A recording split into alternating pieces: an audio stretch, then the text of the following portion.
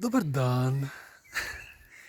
Evo, pozdrav iz jedne primorske džungle, moje domaće primorske džungle, koju obilazim svake godine u ovo doba radi nekoliko šumskih plodova, ali najviše radi smrčaka.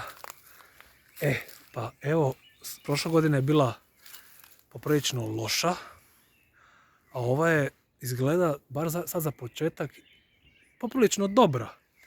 Sad ću vam pokazati i zašto. Evo. Tada! Tada, čisto radi usporedbe, to je moja ruka, to je smrčak. A tu je jedan još i veći malo. Pa je onda ovdje još jedan. Pa je onda ovdje u košarici prvi koji sam uvrao ove godine. Na jednom drugom terenu i šparoge. A onda ovdje imamo još ove prekrasne zlatno žute. Evo ih, tu je jedan, malo veći, tu su dva malo manja. I tamo naprijed ih ima, točno u ovom grmlju još 2, 3. Pa onda ovdje dva manja. I tako.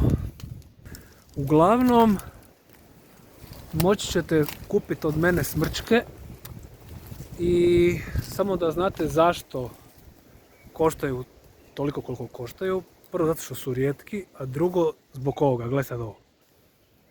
Vidi ovo. Di sam ja? Vidi ovu džunglu. Biste mogli proći ovuda? A? Vidi ovu graju. Di je sjever, di je jug, di je sunce, di je cesta, di je auto, di su mama i tata? Nema nikog. Joj.